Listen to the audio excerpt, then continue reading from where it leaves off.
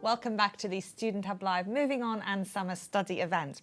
In this session, we're going to talk about registering for your next module, which often seems very simple. If you're on a qualification, you might think, well, I've already chosen what I've got. You may or may not have a huge amount of choice in some of the modules that you can select. But it's very important to register and reserve your place and ensure all your funding is sorted. And now is the key time to do that, just as you're winding up from your previous year. And I'm joined by Joe and Paul from our student support team, who are in the Faculty of FBL just over the road here, and FAS with us, and we're going to talk a bit about registering for your next module, and we've had questions already, so if you've got questions that you'd like to put to Joe and Paul, let HJ know and he'll put them on. But I've got some already here that I'd really like to cover. So Joe, I wonder if we could ask about being on the right qualification first. So somebody sent in a question saying, I see there have been some changes to my pathway, but how do I know if they're relevant to me and my studies? Because we've got all these fab new modules coming on board. So what's your advice for students there? I would say if you are currently reserved on the module, then you're good to go, that's fine.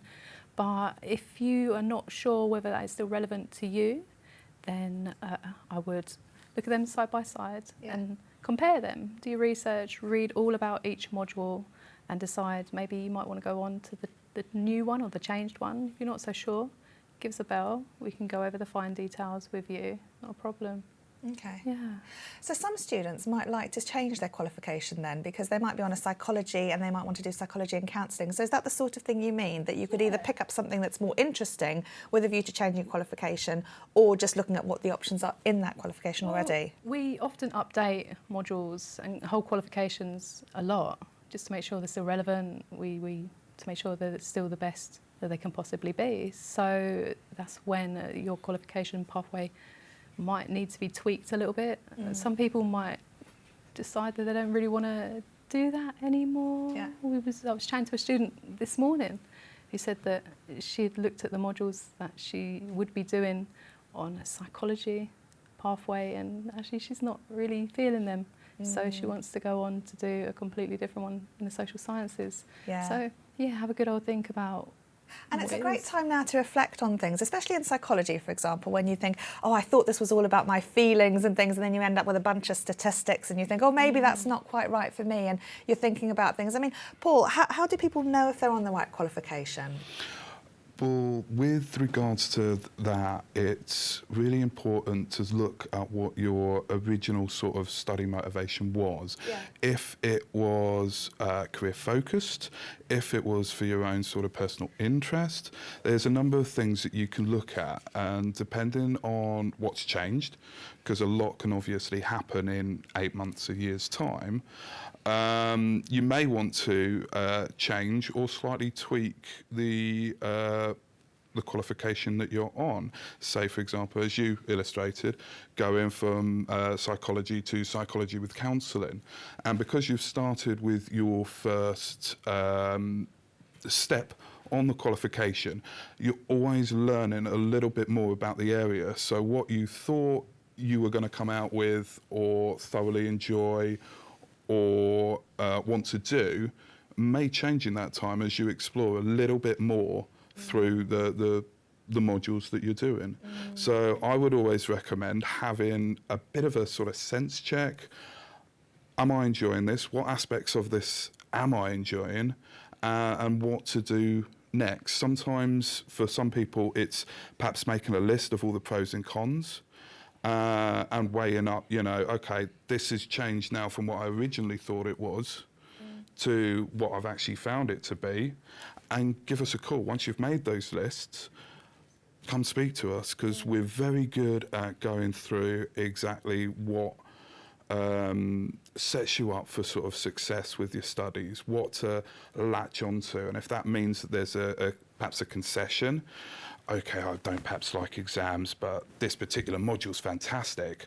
I'll want to do the module and I'll do the exam, even though I think I don't want to. And often we find people are doing a lot better than they originally thought that they were. Yeah, yeah. So call us, give us a call and have that discussion. Brilliant. We've got some questions for you. So HJ. Yeah, there's a great question from Caroline. She says, is there any way, we know it's a big ask, that the module creator or someone who runs the module will have a chat to a student to clarify it's the right module? She's found when speaking to the SST, sometimes that she's not been able to get as in-depth advice as we would like. But I know, for example, with mathematics, they all do preparing for your next module events, and they've got one coming up in August. So what would your recommendation would be for other avenues to look at the module before starting? Look at reviews. You can join module forums on social media. That will give you a really good idea of what you're going to be studying. You might want to buy the books for modules second-hand. What about talking to a tutor maybe who might know some of the challenges of that particular module? Very often tutors will teach on a couple of modules or might know somebody who can talk to them. Absolutely, they're always really happy to tell you all that they know because they're passionate about their subjects. Or, So, of course, there's the link that they will know someone who does. We're very good, if we don't actually have the answer, of knowing exactly what direction to go to find that answer. So by speaking to your tutor or even one of your colleagues in your tutorial group or one of us, we can hopefully find the correct person to speak to. We haven't got all the answers, but we can certainly direct you and find where we can get those best answers for you. often as well on the module website, they're on our OU website for the module, little tests you can do as well. And sometimes on Open Learn as well, there's like taster materials and some of the courses, they take part of the module. And I remember when I was looking at modules as well, my regional centre the Centre for Wales in Cardiff, they had a lovely library of some of the module materials, and the staff there would always love to speak. So there's lots of good options. Open Learn. Of course, Open Learn is free, and often there is a taster from each of the module there that you can sort of go and see how the module codes. And it will give you a taster. It won't look the same, but the content will be the same. So it's a good way of seeing if that's the right thing for you. I'm really passionate about Open Learn, and through at the end of most of the conversations I have with students, that's what I'm saying. If you wish to prepare, if you wish to have an idea, even if you're caught between a couple of different topics or subjects, Open Learn is a fantastic way to find out what you're going to enjoy sort of learning about, and you're not paying out. There's no costs involved other than your time to have a look at things that you never normally would. I've found I really enjoy planetary science, but I never expected to until I did that. Exactly. And often they're in lovely small bite-sized chunks of about 3 hours. But I think, Carolyn, one of those interesting things is that it's all very well and good thinking I'd like to know about something from someone, but it's often, as the case in all education, about having the right questions and thinking, well, then what will my proof be? How will I know what's going to be right or not? And it may not be some of the module team, it might be advice from other students, or it might be thinking, okay, actually, is this where I want to go? And with that in mind, I wanted to ask you guys about careers, because very often, particularly at level 1, students will say, for example, I want to be a clinical psychologist, therefore I need this, this and this. And we go through our qualification with this idea. And Rachel and I were saying we both did psychology, and we have ended up in very different situations than what we thought we would, because we've gone with what we like doing best and environments we like being in, not necessarily the content that most interested us early on. And that's interesting. So some students will have maybe thought about their career options at this point, or they might speak to the careers service. So then how do they sort of check that they're on the right qualification if their career goals might be shifting? Well, that can be done normally by looking at other websites. There are third parties such as National Careers website, and it's about building your own idea of what you're going to be getting into and how it links in with everything else, whether or not you've got information which you believed was true to be verified by another source that you trust. So, for example, if you're looking at getting starting teaching and you're looking through our educational qualifications, it can be really good to go on and look at the Get Into Teaching website or some of the others. Maybe have a look at your local areas. Certain councils might have different schemes that are available, and it's about finding where the information that we have fits in and is confirmed by other sources. So I always Tell us recommend about these that. careers consultations then.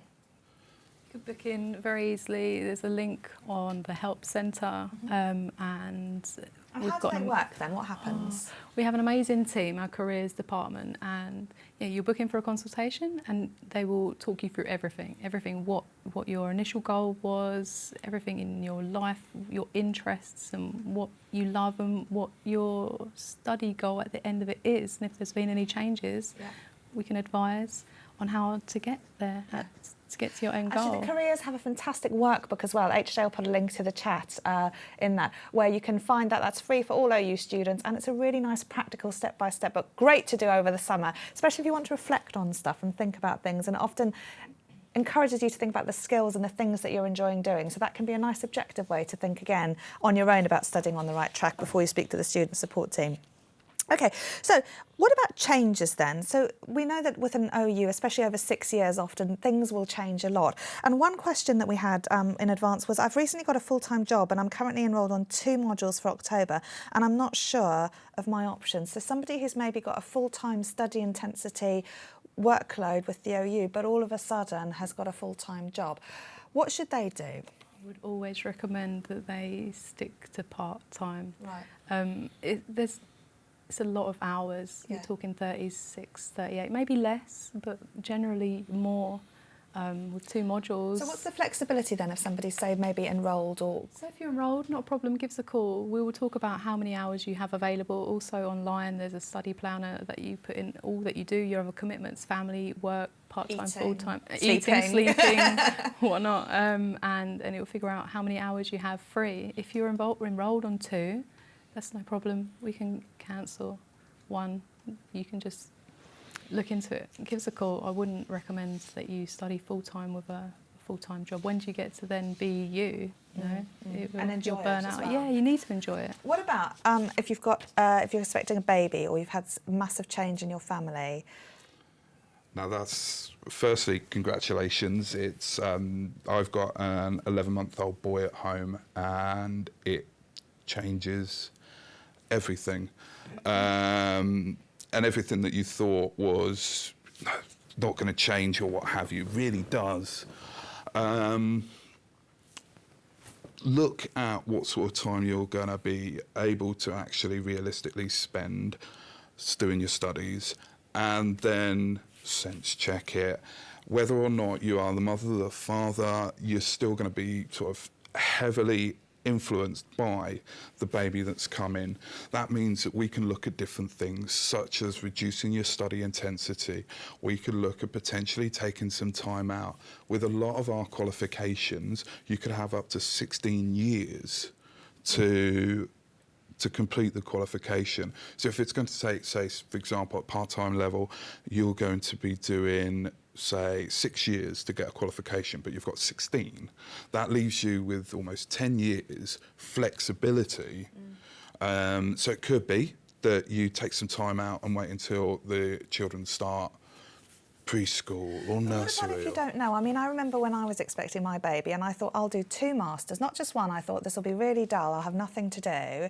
And oh my goodness, did I realise that wasn't the case. But I didn't know. But I wanted something in my own head because I wanted to be able to keep studying and to do something. But for me, it was a very unknown variable. And I didn't want to be able to commit or just reduce something just because I was having a baby, for example. Study break. So, but how flexible can people be? Can they register and then think, oh, actually, this is better or worse than I thought it might be? Yeah, there's always options, and you can talk to a member of the student support team who will be able to go through exactly what your particular case is. Because when you're having a child or a massive change like this, what is right for one person may not necessarily be right for another. With an individual case, we can look at exactly what's going to be best, and if it doesn't work, we can look to then sort of change it and adapt it.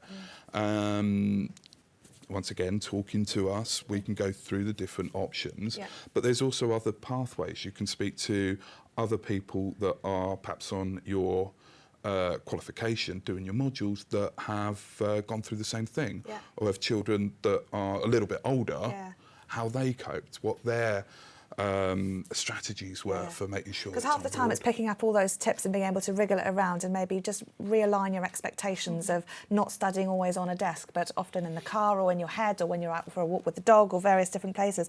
We've got so many questions and so little time, and the one thing I really need to cover with you guys is funding. We've had a question from somebody who's been living in England from their whole life, and then they're moving to Scotland next month, but they're enrolled to study DE 200, and they want to know how moving across the nations would affect their funding. We would certainly recommend giving us a quick call, because we can do a fee assessment and see what is going to be applicable now that you're in your new nation. There may be additional funding or changing in funding.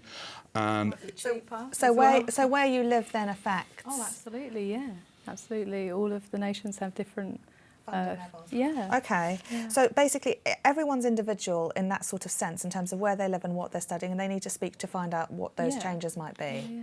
And what support is available, different councils even, and on a completely sort of note, if you do move, certainly let us know, because it might be that we can reallocate you to a new tutor who will be closer to you. Even on a sort of pragmatic view like that, it could be. So is the funding relevant then when you register or when you complete? And what if you change halfway through a module? We'll put you through to our fees team. Yeah, and they will sort it all out for you. It will be pretty quick. It's not an issue. Yeah. Okay. Brilliant. All right. One other question was, I've previously self-funded my modules, but I've learnt that I could be eligible for a tuition fee loan. So how does that work? So we got part-time tuition fee loans from Student Finance. I think if you could be eligible, give us a bell. We can go through some basic criteria with you. And why might someone think they might be eligible? How would maybe they know? People's residency status change and things like that.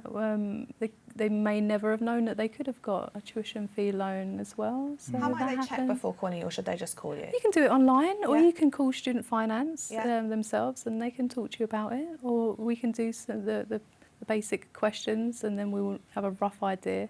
Ultimately, it's up to Student Finance, but yeah. And is Student Finance separate then? Oh, absolutely. Yeah.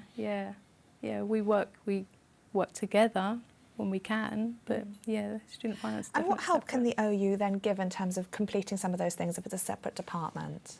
We share internal systems in some respects. Yeah. Brilliant. Okay, so I've got another question. I've just finished stage 1. Do I automatically get funding because I applied for the tuition fee last year?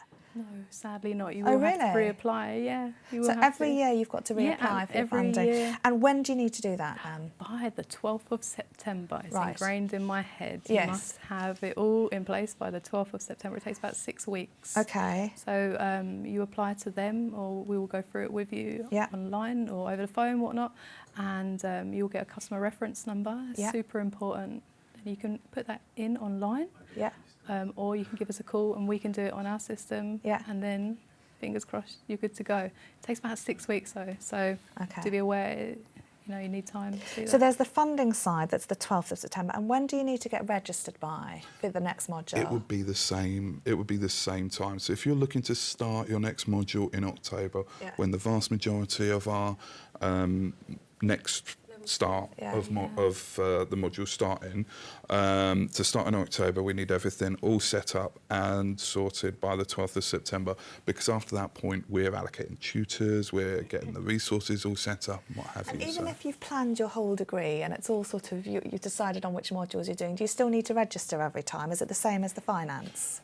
Yes. Right. Yeah. It'd be every time you wish to start a new module, you would look to register on that. So this is one of the ways in which we're able to allow up to 16 years. You don't sign up and complete the whole qualification after another. You register and pay and study the modules to build up the credit worth to get to the full qualification. Okay, now we had a general question which I really want to cover, because this has happened to some of my students before. Someone says, I'm at the end of stage 1 and I suspect I may have dyslexia, and my tutor also agrees with me. So what type of support can the OU offer? We've got an amazing disability support team. If you have any inklings that you may have any specific learning difficulties, again, email us or call us, whatnot.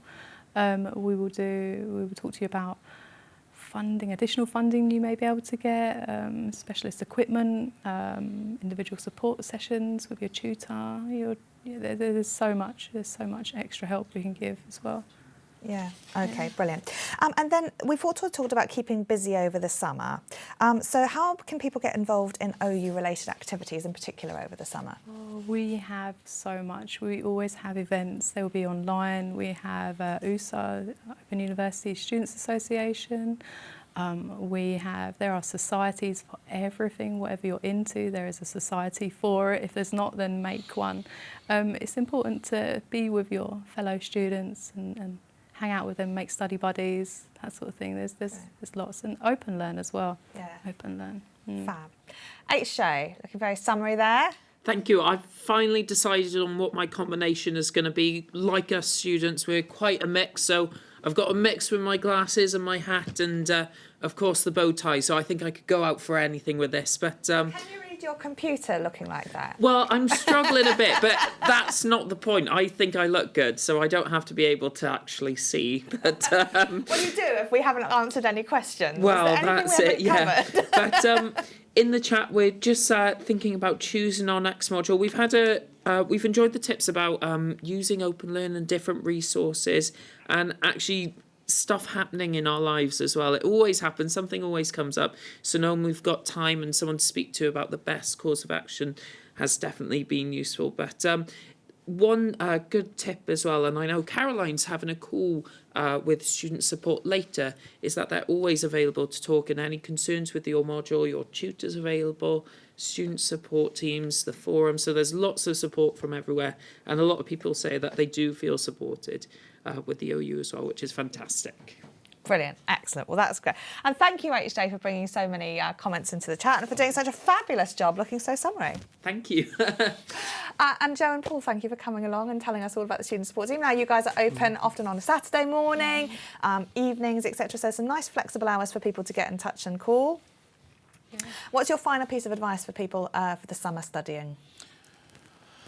For me, it would be to check out, if you haven't done before, Open Learn. There is so much on there. There is so much that you can do. It's whetting your appetite and exploring all the different things, and perhaps even just doing a few of the courses to fun to keep you in mind. Yeah. Of keeping you studying over the time. It doesn't have to be so intense as normal, but Open Learn has got a lot of things for you to do. Brilliant. And in our next video, we're going to show you some of those resources, which don't just include content, but also give you a chance to brush up on some key skills also. What's your final piece of advice? I would say, although it's great that you're looking to be prepared and you're looking forward to your next modules, don't forget to take time out for you. Yeah. Don't forget to do all the things that you wouldn't normally have time for. Spend time with your friends and family and your hobbies and whatnot, and maybe all them things that you would normally do to procrastinate when you've got an assignment due. Why don't you do them now? Get them out of the way. Do the spice cupboard reorganisation and various other essential tasks. And I must compliment you on your nails, which are very OU brand for this month as well. So thank you both for coming along. And thank you all for watching. Our next section is going to be a replay, but the chat will still be live during that time. We're going to show you some of our favourite Open Learn resources that you might want to pick up over the summer.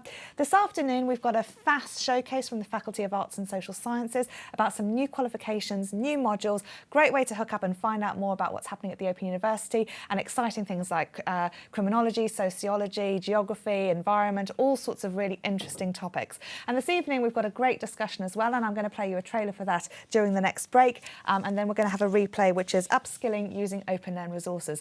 I hope you've enjoyed the Student Hub Live session. There's plenty more on our YouTube channel of skills and content, advice about other modules, so a great chance to look at those, and they might help you choose what you're going to do for your next module. But also don't forget to speak to the student support team. Ideal time to reflect and get all prepared for your summer, and of course register, enrol and sort all your funding out. Thank you so much for watching this session, and I hope you can join us at another Student Hub Live event very soon. Bye for now.